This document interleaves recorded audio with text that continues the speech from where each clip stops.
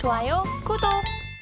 자, 그리고 김치 프리미엄이라는 말이 있더라고. 이게 무슨 개념인지 좀 궁금하고요. 총선의 공약에 따라서 변동성이 나올 가능성도 염두에 둬야 할까요?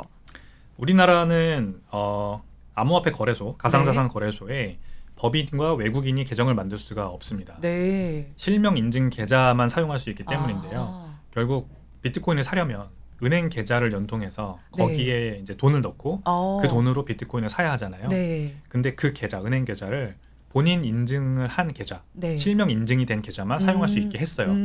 그러니까 법인은 법인명으로 만들 수가 없는 거고 네. 외국인은 외국인이니까 만들 수가 없는 거예요. 아, 네. 그러니까 우리나라 거래소에서 일어나는 거래는 네. 모두 국내 개인 투자자들의 거래라고 보면 되고, 아. 그러니까 우리나라에서 비트코인 관련 열풍이 불면 네. 개인 투자자들이 관심이 뜨겁게 올라오면서 비트코인 거래량이 늘어나고 가격이 올라가죠. 네. 하지만 외국과 가격이 맞춰지지 않는 거예요. 원래는 이제 주식시장 같은 경우에는 뭐 우리나라 시장도 그렇고 미국도 마찬가지입니다만 네. 외국에서 뭐 달러 관련된, 그러니까 미국 같은 경우에는 외국에서 수요가 이제 들어와서 네. 가격을 맞춰주죠. 우리나라 시장도 너무 삼성전자 가격이 많이 오른다 그러면 외국인 투자자들이 들어와서 이제 가격을 이제 외국가 등가로 맞춰주는 네. 게 있죠. 그게 바로 이제 마켓 메이킹이라고 하는 건데, 마켓 메이킹이 우리나라 시장은 원칙적으로 불가능하기 때문에 네. 외국과 가격이 맞춰지지가 않는 겁니다.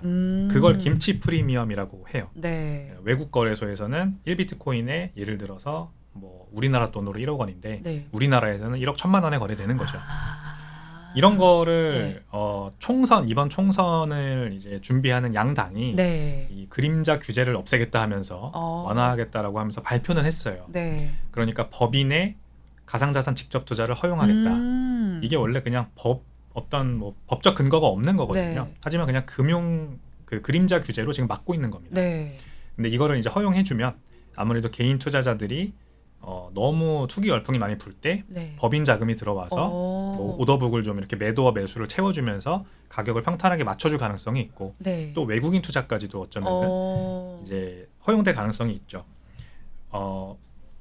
총선 공약이 그렇게 나왔고, 네. 이제 앞으로 어떻게 될지는 모릅니다만 네. 김치 프리미엄은 반드시 없어져야 될 상황이긴 합니다. 지금 이제 국내 비트코인 가격이 외국보다 네. 아주 흔하게 10%씩 높게 프리미엄 그러니까 붙어서, 우리나라 사람들만 비싸게 지금 거래를 하고 있는 셈인 거네요. 맞습니다. 네. 이런 부분을 반드시 해결을 해야죠. 개인 투자자들한테 절대 뭐 이득이 가는 부분이 아니기 네. 때문에. 일부 그래서 카드깡을 통해서 지금 이 프리미엄을 이용하는 네. 그런 투기꾼들도 있다고 합니다. 그러니까 일부 우리나라 이제 카드 중에 일부가 네. 이제 해외에서 달러 결제가 가능한데 네. 달러 결제로 이제 비트코인을 살 수가 있는 거예요. 아. 그러니까 외국에서 싸게 사서 네. 국내에서 비싸게 파는 식으로 카드깡을 하고 있는 거죠. 이런 뭐 부작용까지 있는 지금 상황이기 때문에 김치 프리미엄을 좀 이번에 네. 양당이 이렇게 공약을 한 만큼 네. 없어지게 해주면 좋겠다 이런 생각이 듭니다. 근데 우리 거래소가 좀 폐쇄적인 형태 때문에 김치 프리미엄이 나타난 건데 이 부분 좀 개선이 필요해 보입니다. 자, 그리고 우리나라에서는 아직까지 비트코인 현물 ETF 승인이 안 된 상태잖아요. 이제 승인 가능할까요? 이제 저는 시간 문제라고 봅니다. 네. 미국에서 일단 비트코인 현물 ETF를 승인했다는 것 자체가 전 세계에 있는 모든 선진국들이 그 길을 따라갈 수밖에 없는 지금 상황으로 이미 간 것 네. 같고요. 게다가 홍콩에서 지금 2분기 내에 또 현물 ETF 승인이 예상이 되거든요. 네. 만약에 홍콩에서 현물 ETF가 나오면 우리나라는 조금 더 급해질 거예요. 아시아권에서 뭐 우리나라 서울이 항상 홍콩이나 뭐 싱가포르 같은 금융 허브가 네. 되고 싶어하는 그런 이제 도시이기도 하니까. 그래서 홍콩에서 현물 ETF가 나오면 국내에서도 더 급물살을 탈 것 같고, 네. 지금도 ETF를 출시하지 못하게 하는 게 아무 명분이 없습니다. 사실 마치 아까 말씀드린 것처럼 법인이 가상자산 투자를 못하게 한다라고 네. 하는 것처럼 그림자 규제일 뿐이거든요. 비트코인 ETF, 심지어 미국 비트코인 ETF도 국내에서 거래가 안 돼요. 네. 금융위, 금감원이 그냥 그렇게 자산운용사, 증권사들의 얘기를 해서 지금 못하게 네. 하고 있는데 이게 지금 굉장히 비난 여론이 셉니다. 그래서 이제 뭐 암호화폐 관련 이제 전문 미디어 같은 곳에서는 네. 이제 뭐 국회에다가 뭐 이제 탄원 같은 것도 하고 지금 네. 그렇게 하고 있는 상황이거든요. 근데 국내 코인 투자자들의 수가 이렇게 비트코인 가격이 계속해서 사이클을 거치며 올라갈수록 점점 그 수가 늘어나고 네. 그들의 의견도 세지고 있어요. 그러니까 총선이 올 때마다, 대선이 올 때마다 네. 이렇게 이제 선심성 공약을 정치권에서 내놓는 것이죠. 네. 그게 잘 지금까지는 사실 진행되지는 않았습니다. 근데 이번에도 그렇게 갔다가는 아무래도 네. 여론의 문매를 좀 세게 맞을 가능성이 저는 클 것 같아요. 그만큼 가상자산 투자자들이 국내에 굉장히 많이 늘어났습니다. 네. 그래서 시간 문제일 뿐이라고 생각을 하고요. 국내에서도 현물 ETF 반드시 나오고 법인 네. 투자도 가능해질 것 같습니다. 네, 그렇죠. 일단 명분이 없이 제재를 가하고 있는 만큼 이게 승인이 될 문제는 시간 문제인 것으로 보입니다. 자, 그러면 우리나라 가상자산 법적 도입은 언제쯤 이뤄질지 궁금한데 규제는 또 어떻게 나타나게 될까요?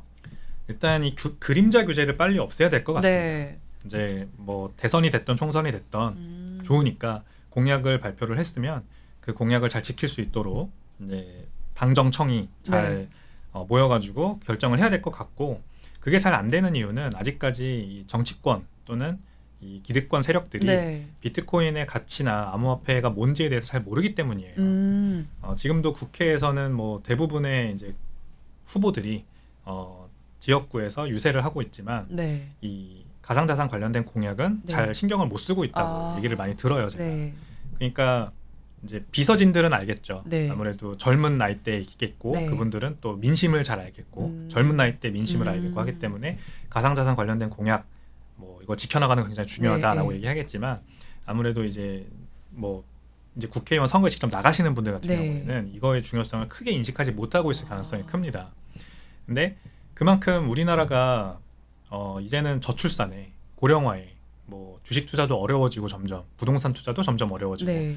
계속해서 뭐 세대가 거듭될수록 이제 계층 사다리로 올라가는 게 힘들다는 인식이 굉장히 만연하고 팽배하잖아요. 네. 이런 거에 대해서 대체 투자 자산을 계속해서 이 국가적 차원에서 제시해 주는 거는 굉장히 좋은, 저는 바람직한 상황이라고 생각을 하거든요. 네. 근데 그게 만약에 미국 주식이 된다, 해외 주식이 된다 이러면은 그거는 국부 유출이라고 볼 수도 있잖아요. 네. 근데 비트코인은 사실 국부 유출이라고 볼 수는 없죠.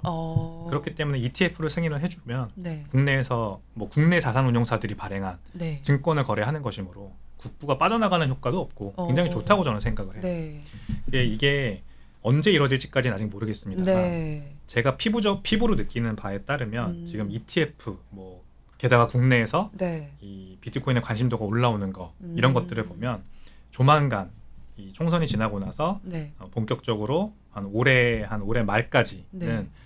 지난 대선과 비교했을 때 더 빠르게 네. 비트코인 관련된 법적 도입이 이루어지지 않을까 생각을 하고 있습니다.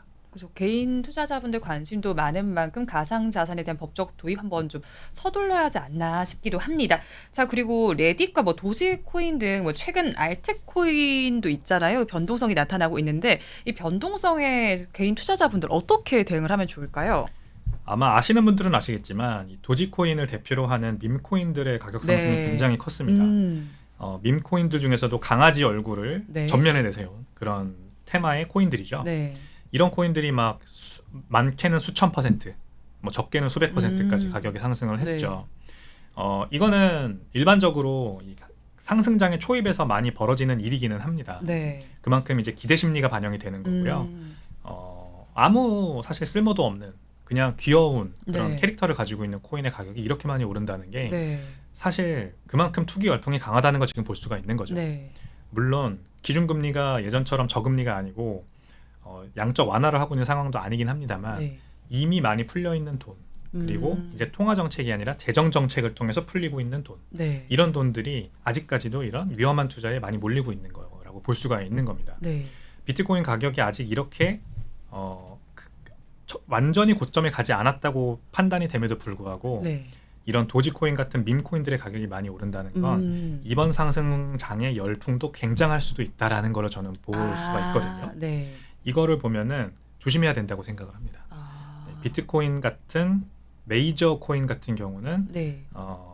가격 변동폭은 있겠지만 네. 꾸준히 상승할 가능성이 크다라고 보고, 네. 다만 밈코인이나 혹은 다른 뭐 또 테마가 이제 막 좋아지면서 가격이 막 급등하는 알트코인들이 있을 네. 거예요.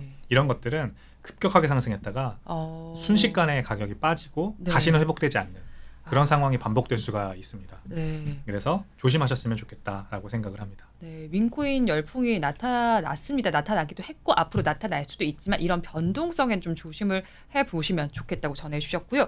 그런 만큼 비트코인 거래소도 중요한 것 같거든요. 제가 이제 과거에 기사를 살펴보면 해킹을 당할 때 이런 거래소도 있었던 것 같고요.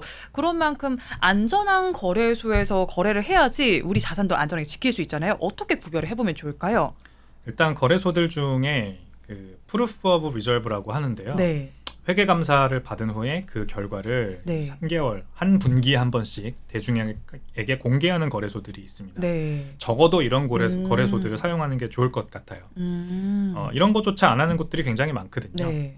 근데 우리가 뭐 FTX 거래소 파산 사태 네. 또는 테라 루나 사태 이런 아, 것들에서 볼 수 네. 있듯이 내 자금을 맡기는 곳이기 때문에 네.